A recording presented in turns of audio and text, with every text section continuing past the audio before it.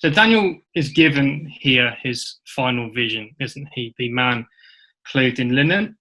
And looking at the end of verse 7, the topic of the vision is all about the end of the scattering of the Jewish people. And so this vision is all about Daniel looking to understand when it would be that the Jews would return to their own land. And as Daniel's custom was, as we see from Daniel 7 and other places, he wanted to know more detail.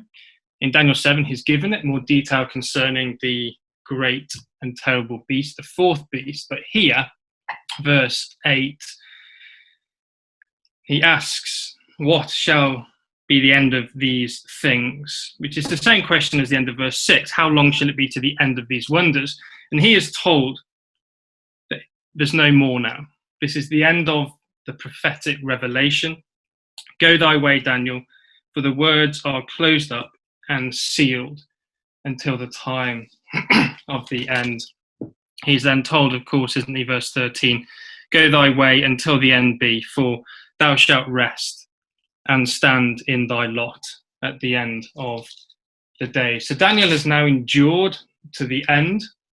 He has outlived Babylon, and as a true soldier of Christ and wearing the whole armour of God, he was able, wasn't he, to quench the fiery darts of the wicked. He withstood in the evil day, Babylon's evil day, and having done all, to stand. And so he will stand in his lot. He had remained as Daniel, never become Belteshazzar. And so that frames the context of Daniel. So really what I want to do this evening then is look at Daniel 12 in its context, define this standing up of Michael. And I'll give it away right now where we're heading with this, which is, I'm going to put forward a suggestion really that Daniel 12, as we've read, covers not only the time of the end, the return of the Lord Jesus Christ, but the events of the 20th and the 21st century, which began in verse 1 of Daniel 12, I'm going to suggest, with the driving out of the Ottoman Turks out of Jerusalem in 1917, that being the beginning of the standing up of Michael. And when we look at this, it's really interesting, isn't it? Because the beginning of Daniel 12, verse 1 says, at that time shall Michael stand up. So what Daniel 12, verse 1 does, it connects us right back into Daniel 11, verse 45, and it demonstrates that this is a continuous historic revelation of events right from Persia down through until the return of the Lord Jesus Christ. But where are we in Daniel 12, verse 1 and Daniel 11, verse 45? Well, Daniel 11, verse 45 says that the king of the north will plant the tabernacle of his palace between the seas in the glorious holy mountain, or as other translations have it, between the sea and the glorious holy mountain. Yet he shall come to his end, and none shall help him, and at that time shall Michael stand up. And what Michael does, he favours Israel. He stands for the children of thy people. He brings in a time of trouble, since there never was, and delivers the Jews. Which all sounds very much like the future, doesn't it? But what we need to do, what we'll do together, is frame the context of those last few verses of Daniel 11. Well, let's just look at Daniel's image, because this really shows to us the unfolding of events over time. So this is very simple. So what we get from Daniel 2 is a series of other prophecies that then expand upon the detail. So Daniel 8 particularly covers the chest and arms of silver. Daniel 11 particularly, but also Daniel 8 then covers the next stage. And then the legs, as we know, predominantly Daniel 7, but again Daniel 11. So the question then comes is, well, when is the feet stage of Daniel's image? And what you'll see from this is what Daniel 11 and 12 are doing is unfolding history in the same way that Daniel did, from the time of Persia right the way down to when the stone cut out of the mountain without hands smites the image. So if we just look at this slightly in any more detail, the image is demonstrating occupation of the Holy Land. So it begins with Babylon, which, as we said, Daniel's outlived that. That's now gone. We're now in 538 BC, so a year into the death of Babylon. So then we get Persia, that's dealt with in a verse in Daniel 11, just one verse there in Daniel 11 verse 2. We then have a whole load of detail between the testaments concerning the Greeks in Daniel 11 verse 3 down to verse 30. Some might put it in a slightly different place, but there we go. And then Rome, here we go. So Rome then in verse 31 to 39. So then we have a question to ask, don't we, is, well, who occupied the Holy Land after Rome? Because there were more, weren't there, since Rome, before the coming of the Lord Jesus Christ. And what we see here is the suggestion that the beginning of this, the feet stage, is the Turks. So Daniel 11 verse 40, if we're going to see this continuous historically, they would take over as they did from Rome, and they would then occupy the Holy Land. Before then, the Balfour Declaration of 1917 that paved the way for the Brits for a period, but then of course for the Jews to take their own land. So just bear with me on this. And just a point to clarify here, obviously Russia in the latter days takes on the role of the King of the North and takes the Turks' role once the Euphrates is dried up. So I do fully subscribe to Daniel 11 verse 40 to 45 also taking place again with the Russians in the future. So just to clarify that before anyone gets too cross with me. So then, of course, then after the Turks, we then get the British and Jewish occupation of the Holy Land. So that really is the history of the land of Israel and its occupation since Babylon. So let's see this in slightly more detail. So the feet phase then of Daniel's image we see like this, or potentially see like this. 1453, the Turks, the Ottoman Turks come through and they take over one of the legs of Rome there in the east in 1453, the 29th of May 1453. So they then took occupation of the land there for a period of time, right the way through to the Balfour Declaration and right the way through to the Ottoman Turks being driven out of the Holy Land by General Allenby and the British forces there. And my suggestion, therefore, being that when we read in verse 45 of Daniel 11, he, the Turks, will plant his tabernacle, and we'll see this later. This is what they did between the sea and the glorious holy mountain. The Turks came to their end in 1917. None helped them because the Germans basically withdrew their help. And at that time, Michael shall stand up. And this is now going to be the century for the Jews, isn't it? The 20th century. Tragedies within it. But they came back, and they came back with force. So I'm just here, just framing our thoughts as we go through this evening. So here then, 1917, at the end of the Turkish reign of the occupation of the Holy Land, Michael stands up for, what's been 103 odd years now, favouring the Jews during a time of trouble where, men have run to and fro and knowledge has increased. And just to look at the chapter itself, here's the chiastic structure that forms Daniel 12. And it's a very clear one in my mind. And right there at the centre is verse 7, as we referenced right at the beginning, which was the conclusion of this vision of the man in linen, which was that the power of the holy people, their scattering would come to an end, and that will be the finishing of those things. And Rotherham puts it like this. He says, when the dispersion of a part of the holy people is brought to an end. And isn't that an interesting way of describing this? When the dispersion of a part of the holy people is brought to an end. And of course, the process of the Jews coming back was not an overnight event. It's taken the 20th century right the way into the 21st century, and they're still going back now. That scattering there, coming to an end. And what did the 20th century achieve? Well, verse 1, there was a time of trouble. Michael stood up to favour the Jews. He stood for the children in favour of the children of God's people. Verse 4, men ran to and fro. So an increase in travel, and we'll look at that later. Knowledge increased. Again, we'll look at that later. And then verse 7, we've already talked about the Jews going back. So Daniel 12 is framing the context of events after the Ottoman Turks have been driven out of the Holy Land, and the Brits, but predominantly now that the Jews have taken over the land. And it's bringing us right to the point where the 1219 and the 1335 days are done and are finished. And again, we make them to time periods, but fairly unlikely this evening. So 1917. So what was so important about this? Well, let's think about the words of Brother John Thomas here just for a moment. So he obviously was living and wrote these words when the Turks were in power.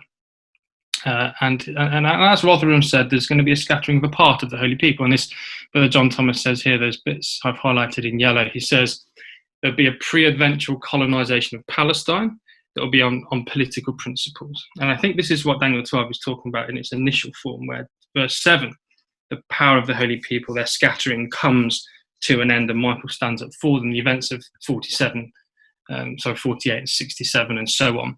And I notice at the end of that paragraph, his prediction was that it would be through the protection of the British power. And of course, it was British foreign policy, the Balfour Declaration, that brought this about. So this is the standing up of Michael, 1917, the end of the scattering of the holy people. He then goes on to say, he says, any person acquainted with the present insecure condition of Palestine under the Ottoman dominion must be satisfied from the testimony that some other power friendly to Israel must then have become paramount over the land. So he says, before Israel take their own land back, some other power must come in, and that was the Brits. And that's what we see in Daniel 11, verse 45, the end of the Turks and the bringing in initially of the Brits, but then of the Jews, Daniel 12, verse 7. So this then is the drying up of the Euphrates, as Revelation 16 has it, that we probably won't get onto. And Brother John Thomas then said, he said, look, this is likely to be the foreign policy of Britain. And he says, I don't know if the current foreign policy is that way, but he says they will be driven to do this. And of course, he did turn out to be right on this. 2nd of November 1917, he was Lord Balfour, the Balfour Declaration. He was there in government, and he says these well-known words, which I won't read all of them, but His Majesty's government view with favour the establishment in Palestine of a national home for the Jewish people, etc. So it's a critical date. This was the beginning of the end of the scattering of the holy people, which is what Daniel 12 is all about. It's what the chiasm points us to. That's what we should be looking for as the outcome of the end of Daniel 11. That's what it's coming to. The Romans there come to an end in the east in verse 39 of Daniel 11. And then we go through the Ottomans before we then get to the time of the end. So that was then triggered. This Daniel 12 verse 7 was triggered in 1917, the standing up was suggesting there of Michael. So that's what we're suggesting. I've already shown this screen. But Michael stands up here and orchestrates the events of the 20th and now the 21st century, some 103 years and still counting. So Daniel 12 then has 3 sections, each of which ends with a message to Daniel. So the first 4 verses is all about the standing up of Michael, and we'll dissect that in just a few moments. But verse 4, Daniel gets a personal message, which is Daniel shut up the words and seal the book until the time of the end. He then gets this vision of the man clothed in linen that we've mentioned. And then again, a personal message to him, Daniel, go your way, for the words are sealed until the time of the end. So very similar to verse 4. And then, of course, the abomination that makes desolate, which brings about the 1219 or 1335 days. Again, he's given his personal message in verse 13. Daniel, go your way until the end be. Not the time of the end this time, but the end be. For thou shalt rest and stand in thy lot at the end of days. So that's what the structure of Daniel is doing. And I think before we go into the detail, it's important we establish a principle, I think, that comes through of Daniel 12. And for me, and I mulled over Daniel 12 for a lot longer than I was expecting to. I kind of thought that by the time we get to the end of Daniel 11, you then sort of sail into Daniel 12 and it sort of lightens a little and it's a bit of a sign-off. It's not. Daniel 12 asks many, many questions. And I found the key to unlocking Daniel 12 was the understanding that there are 2 time zones being spoken of in Daniel 12. So if you just bear with me here. So let's look at the first section, the standing up of Michael, verse 1 to 4. What you get here, at that time, Michael stands up, the great prince which stands for the children of thy people, and there's a time of trouble. So that's the time of the end, isn't it? The time of the end, there's a time of trouble. And at that time, Michael is standing up for a period of time for the Jews. And at that same time, the time of the end, verse 4, O Daniel, shut up the words and seal the book to the time of the end. What's the time of the end? It's when men run to and fro and knowledge increases. So you have the time of the end, signs of the times as we might call them. But then also in verse 1 to 4, we have the actual end, don't we? We have the end of verse 4. Sorry, the end of verse 1. So there's a time of trouble such as never was since there was a nation until that same time. So there's 2 time periods. There's a time of trouble, that's the time of the end. And then there's that time, the end. And at that time, which time? The end. Thy people will be delivered, everyone that's found written in the book. So you have an actual end, which is the return of the Lord Jesus Christ. Verse 2, what happens at that same time? The time the Jews are delivered. Verse 2, the resurrection of the dead, the bestowing of immortality at the judgment seat of the Lord Jesus Christ. So we have to distinguish Daniel 12 between events leading up to the Lord's return, the period that Michael's standing up, and what happens when the Lord does come.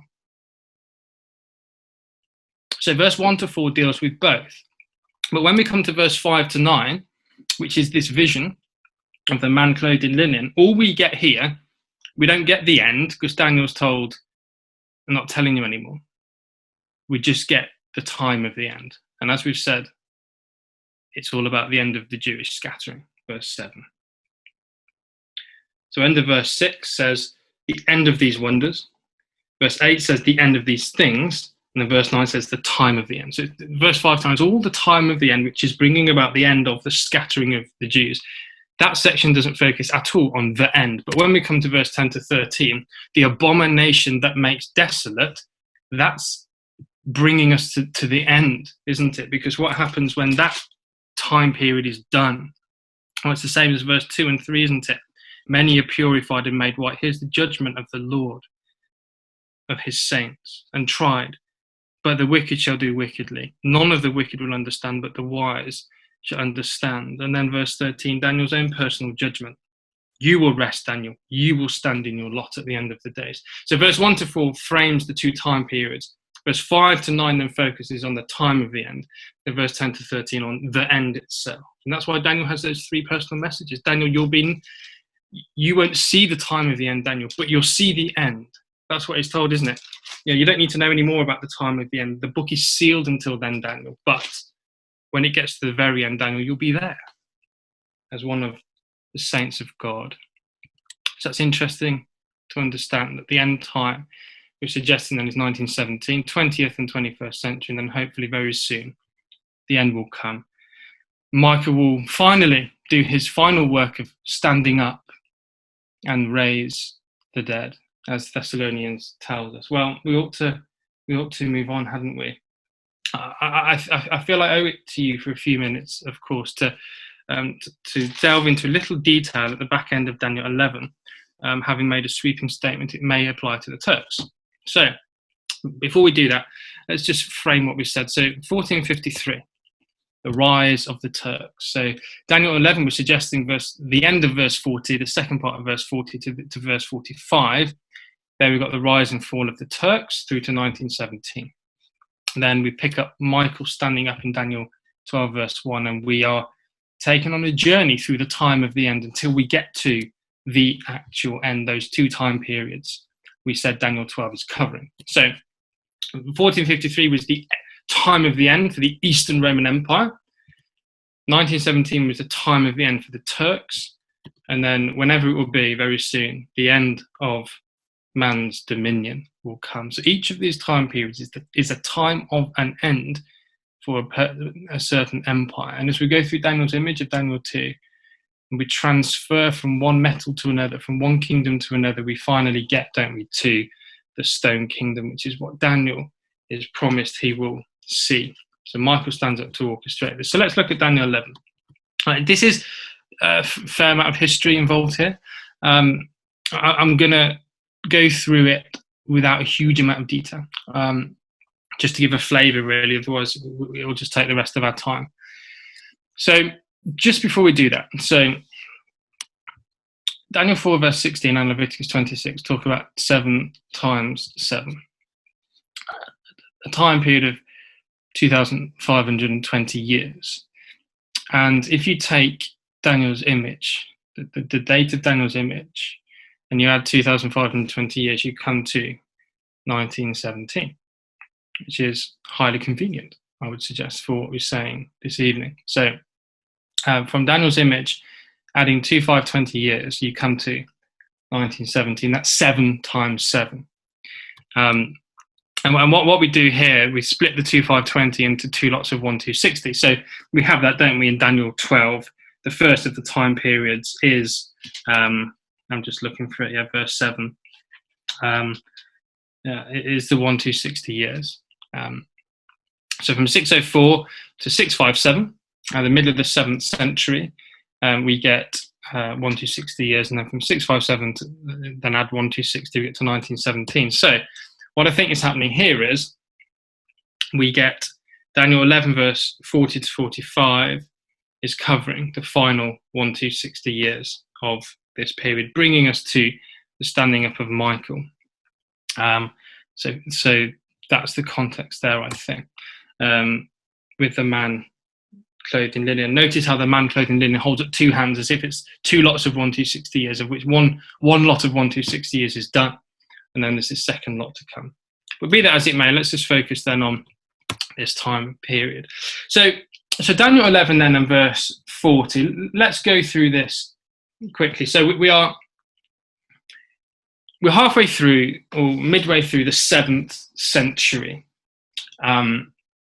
and we're told there, aren't we? There's 2 parts to verse 40. The first part is, it says, at the time of the end, so this is the time of the end of the Eastern Roman Empire, shall the king of the south push at him. So the king of the south would push at him in the middle of the 7th century. So what is this all about? Well, the king of the south first pushes at the Eastern Roman Empire in verse 36 to 39, at the end of Rome there. And the king is the emperor of Eastern Rome. He's situated in Constantinople. And then the king of the south is then likely the Muslim caliph. So what happens is then, the middle of the 7th century is a critical period in the Middle Eastern history. It was where it was the time period in 622 where Muhammad fled from Mecca to Medina, having been thrust out for his newfound beliefs. And in 630 to 632 AD, most of Arabia was now united under his rule and under his new movement, the Muslim community.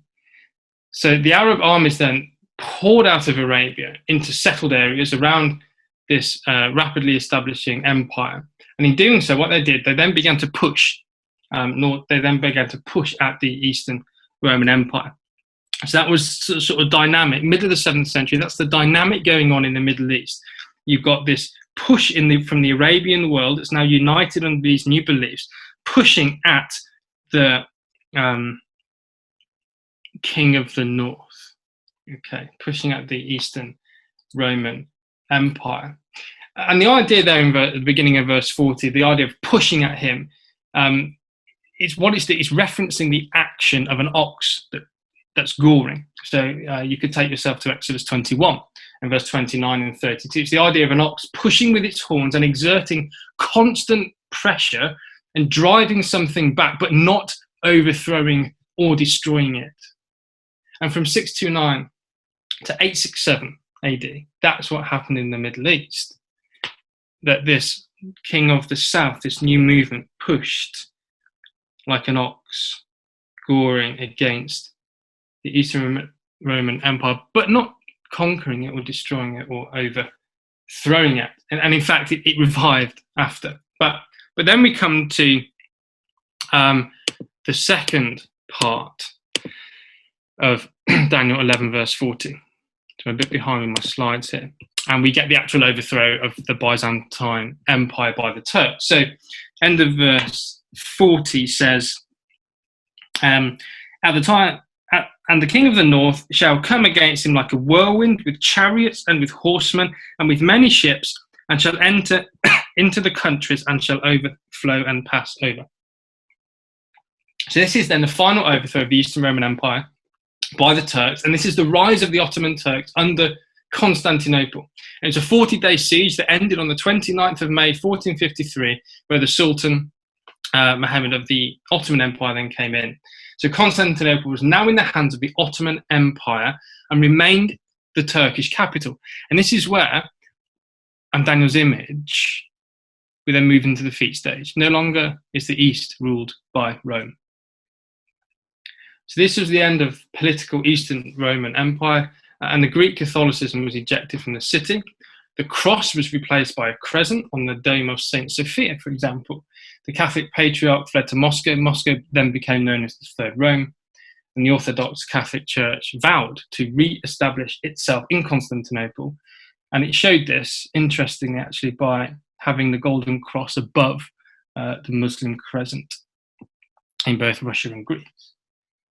And when you look at the description there at the end of verse 40, the Turks were a nation of horsemen. They were of nomadic origin. They had elite cavalry that came from the Sultan's own household.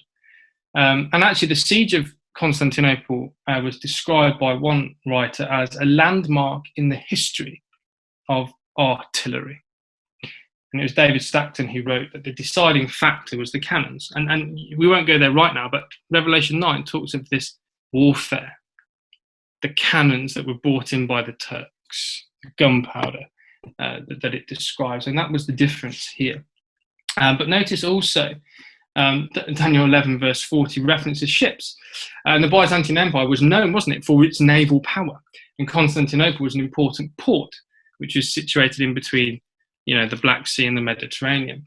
But the Turks knew this when attacking the Byzantine Empire, and they prepared accordingly. And various writers will tell you various things about how many ships there were, ranging from 126 to 320 was the range I got when I read around this. So the point being, there were a lot of ships that the Turks used to overcome the Byzantine Empire. Accurately recorded in Daniel 11 verse 40, chariots and horsemen, and with many ships, and he shall enter into the countries and shall overflow and pass over. And that's how the Ottoman Turks overthrew the Byzantine Eastern Empire, by this army.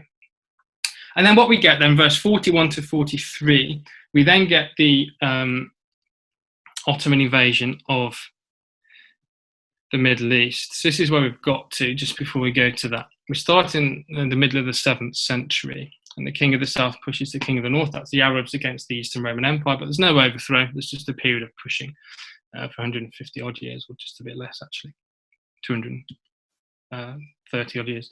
Anyway, and then we get a big gap, as we noted, and now we've got the king of the north invading. The Ottoman Turks destroy the Byzantine Empire. So what about this invasion of the Middle East? Well, to put this into context, from about 1250, the Mamluks ruled over Egypt. And what happened then was, in 1516, the Turks took Syria, Palestine, and Egypt. And that's quite important. If we just read verse 41, we're told here that he shall also enter into the glorious land, and many countries shall be overthrown. And these shall escape out of his hand, even Edom, Moab, and the chief of the children of Ammon. As we said, 1516, they took Syria, Palestine, and Egypt. So he entered into the glorious land, as verse 41 requires, and overthrew other countries, so Syria, Egypt, etc. There was a lot of loss of life here. And then the end of verse 41, really interesting, isn't it? Edom and Moab escapes entirely, and the chief of the children of Ammon escapes.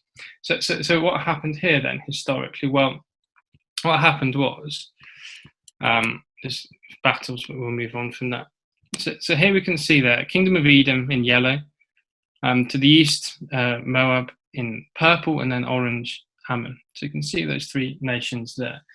And what we're told from history is the Ottomans did not advance as far east as this territory. They were focused on the conquest of Egypt predominantly. And actually this area was pretty desolate, these three kingdoms, at this point of time, bar a few nomads through there. So what they did, they appointed a pasha who would rule from Kerak, which is a place sort of where the Jordan leaves Galilee, so further north. And that was how these three territories were ruled for a period of time. And again, one commentator says, therefore, he says, however, the Turks abandoned the attempt to administer Transjordan. And then Glubb also writes, the Ottoman authorities had not attempted to administer the country east of Jordan in the time of their conquest.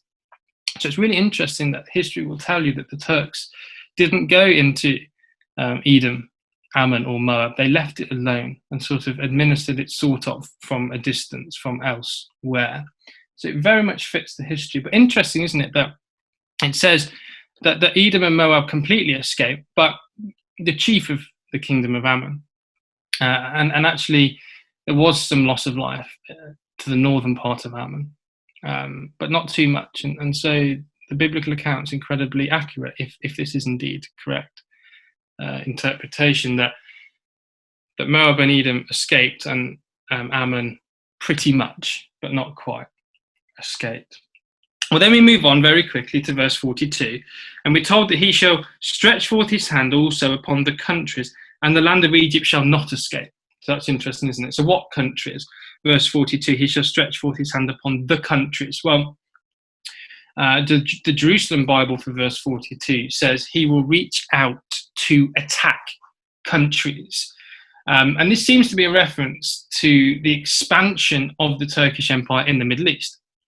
In the 16th century, Turkey conquered a huge amount of land in the Middle East. And other places, it took Hungary, Romania, Yugoslavia, Crimea to the north of the Black Sea, Georgia, Armenia, Algeria, Mesopotamia, right across to the Persian Gulf, Tunisia, Libya, and many of the islands of the Mediterranean, all came under Turkish control during the 16th century. The Turks, under Selim, the Sultan Selim, they stretched forth their hands upon the countries, and the land of Egypt shall not escape. And what does it say about Egypt? It's fascinating, really, what it says about Egypt here. It says, verse 43, he shall have power over the treasures of gold and silver, and over all the precious things of Egypt. So the prophecy references Egypt then. It says Egypt won't escape, and the precious things of Egypt would come under the power of the Turks. And again, a look in the history books, you'll see that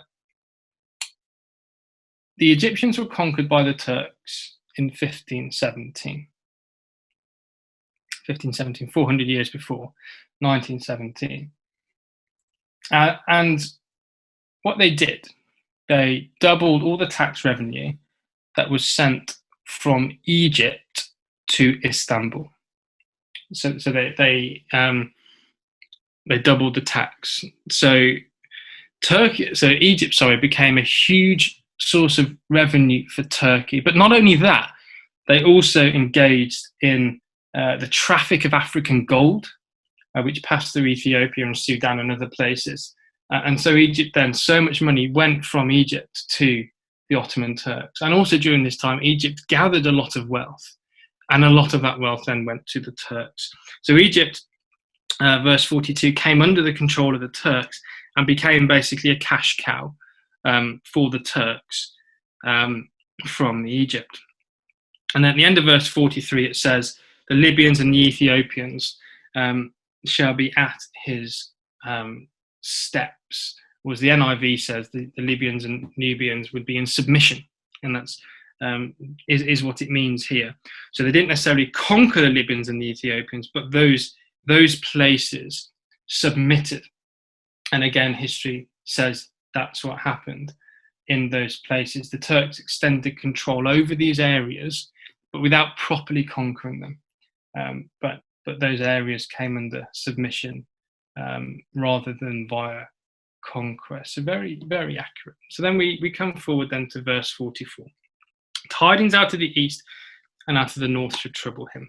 Well, again, let's just look back into our context. So we've now come up to about 1587, where the Turks created North African provinces there at the end of verse 42. And then we have another gap, and we come to just before the First World War. So just before Michael stands up. So verse 44, 45, we now have the Turks driven out of the Holy Land. And what happened here was it says tidings from the east and from the north. And at this time, you can read in the Christadelphian magazines, Christadelphians were excited because of Brother Thomas's predictions that we read out earlier regarding the drying up of the Turkish power, along with prophecies regarding the Jews returning to Palestine under the protection of Britain. And they started to see it happening. Britain coming in and bringing about this sort of almost salvation for the Jews. What was the tidings from the east? Now, this is actually really interesting, these tidings from the east. So the British naval power, as we'll know, was supreme and had been really since the Napoleonic Wars. And this is relevant. So from 1904 onwards, the British naval was converting from coal-fired warfare to gas-fired boats. So transitioning from coal to gas-fired. And in 1908, just as they were making this transition, huge quantities of oil were discovered in southern Persia, bordering the Persian Gulf, and more in Mesopotamia. And Britain, being the naval power that it was, wanted to control this oil supply in the east. So this was then the beginning, really, of the significance of the Persian Gulf as the world's major oil-producing area. And then Britain then bought, as you can well imagine, a controlling stake in the company that was developing oil in Persia. And as war broke out around this time, 1914, that sort of time, November 1914, there was a British force that occupied Basra in the east, because that's where this oil was. So Basra was the port where the Persian oil and the Persian oil was shipped. So plans were then made. What the Brits were going to do was advance up the Euphrates and the Tigris Valley towards Baghdad. And from the Turkish point of view, they looked out to the east and they saw the might of the British Empire coming to them from the east against their eastern dominions. And these tidings from the east hugely disturbed the Turks. So this was a British invasion of the Persian Gulf because of the oil. They then moved towards the Turks. And then tidings from the north is the Russian threat to Turkey. As they entered into the First World War, Russia had a treaty with Britain and France, and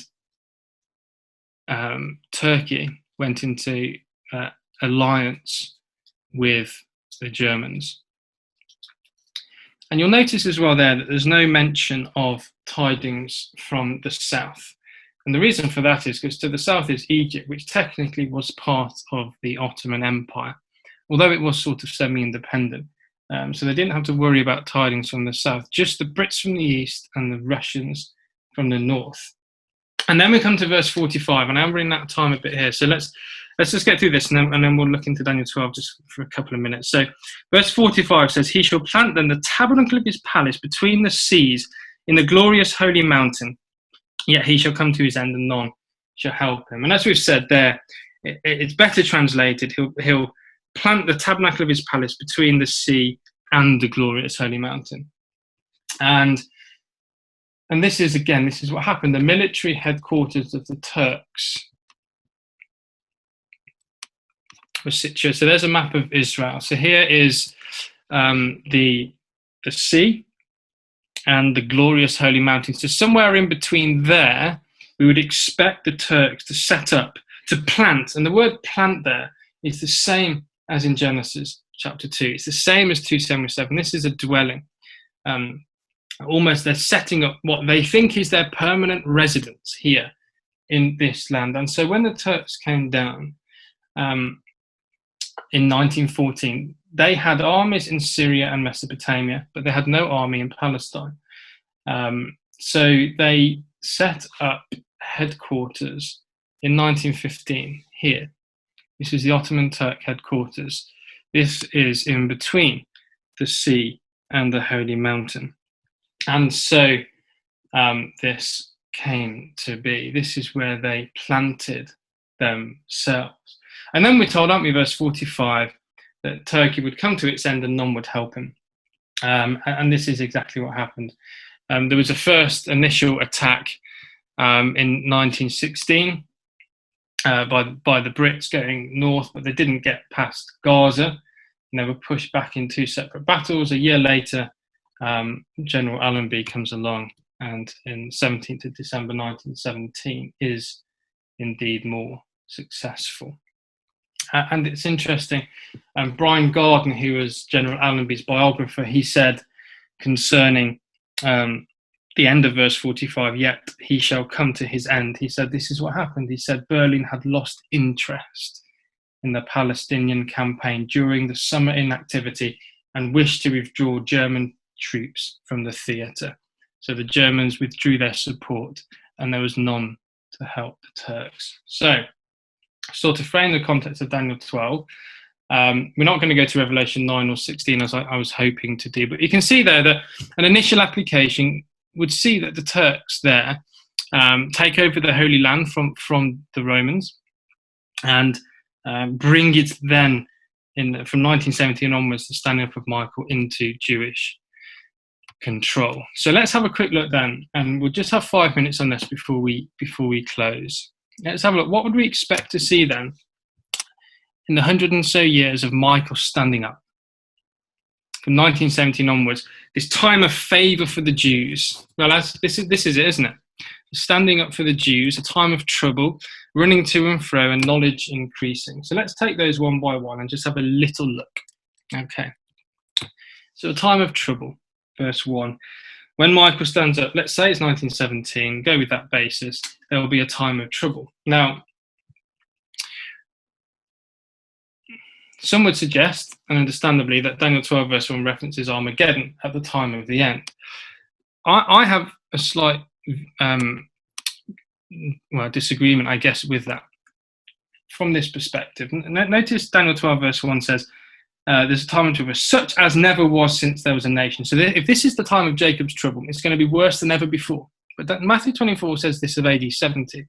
It says, then there should be great tribulation, such as was not since the beginning of the world to this time, no, nor ever shall be. So it says, for the Jews, AD 70 was as bad as it got. And there's all sorts of details about AD 70 that tell you how bad it got in that siege and those sieges.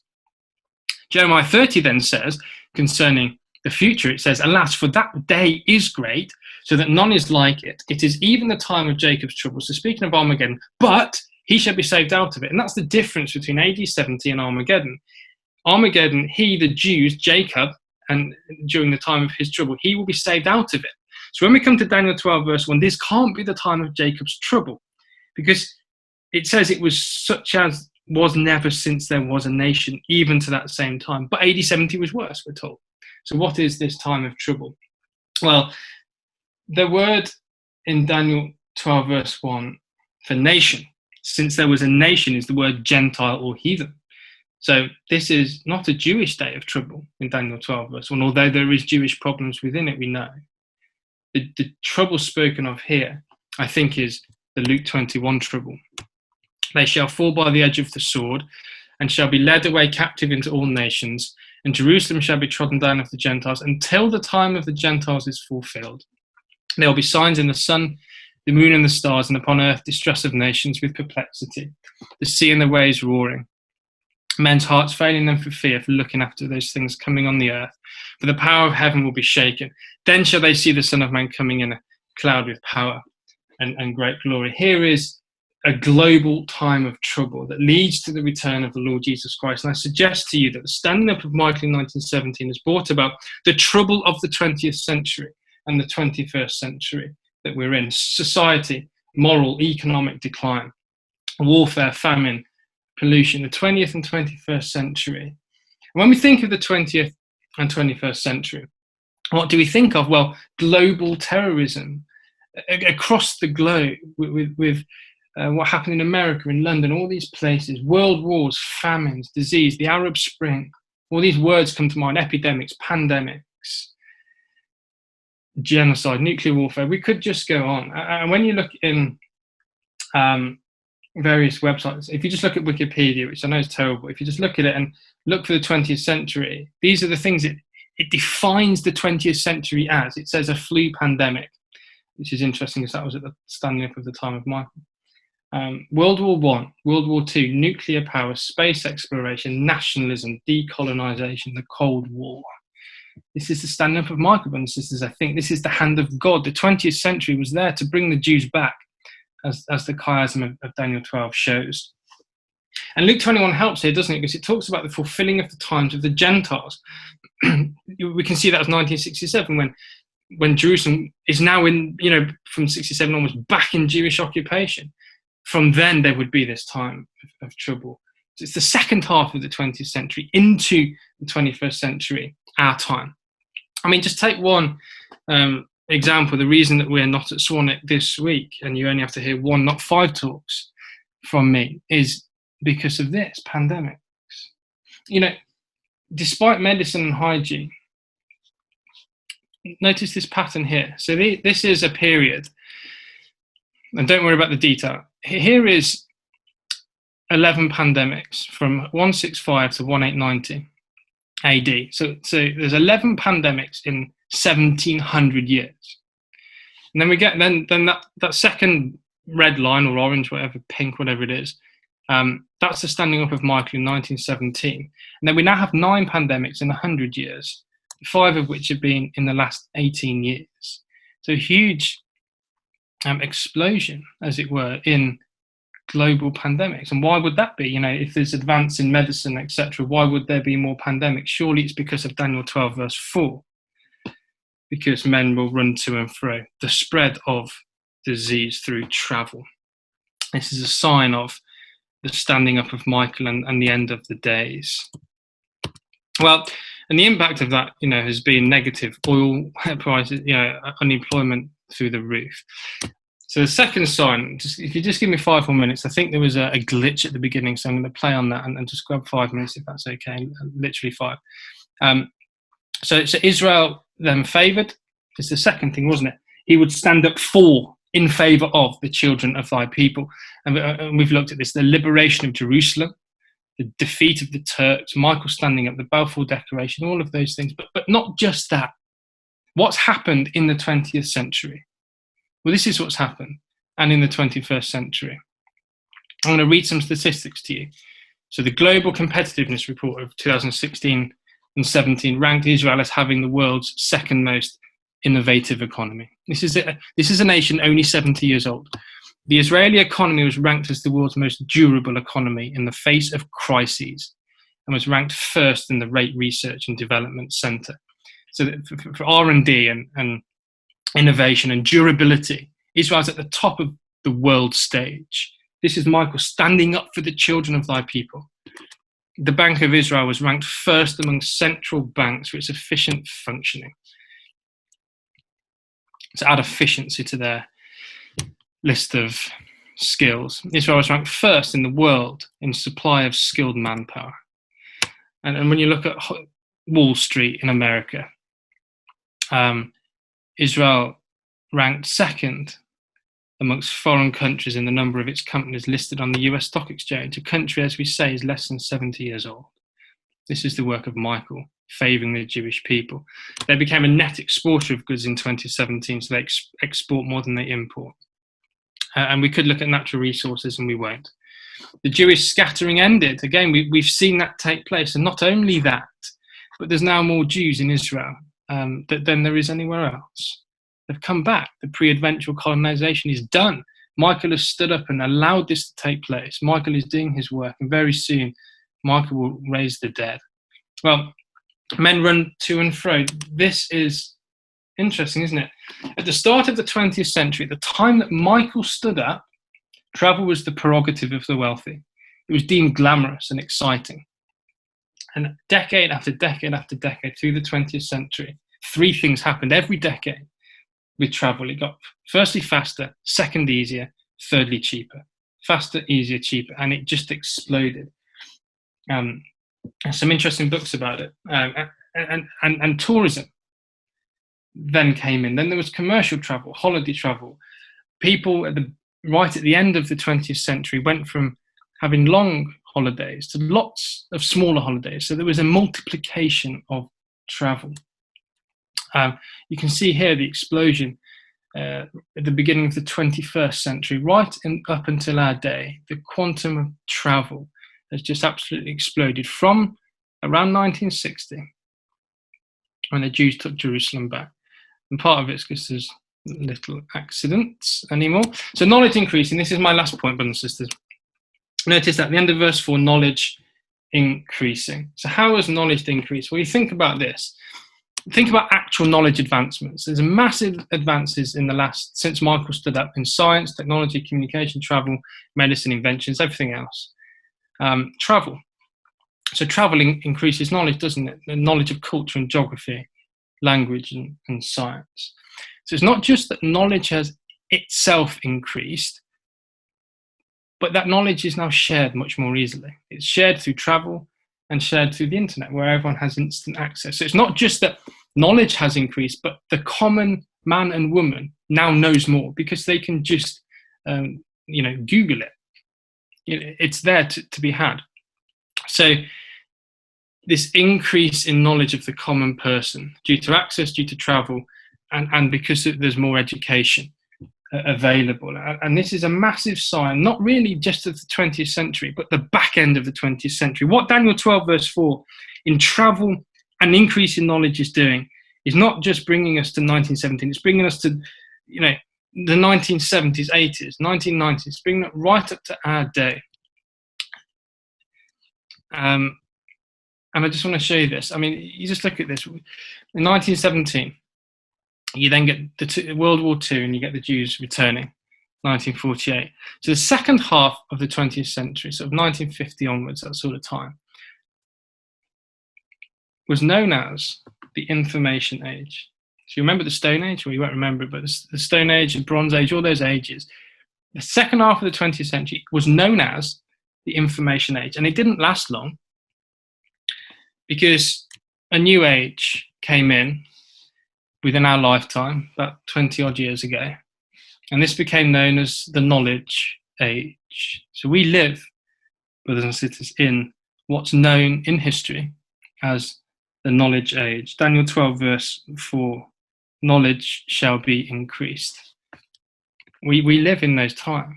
We've seen the Jews return, travel increase, knowledge increase. And that was triggered by 1948, wasn't it? So what is the Information Age? It's interesting to see this. It's where you go from an economy that's based on production and consumption of manufactured goods to an economy and culture based on consumption of digital and computerized information. That's Information Age. So what's the Knowledge Age? Basically takes the human bit out. So the Knowledge Age came from the Information Age, and it's where artificial intelligence takes the data that humans used to have to sort through on their own with their own brains, and it comes up with the result on their own. So it takes out the human bit. It bridges the gap between the Information Age and the Knowledge Age. So we live, and sisters, right at the end of Michael's standing up. And just a final thought, the COVID-19 pandemic.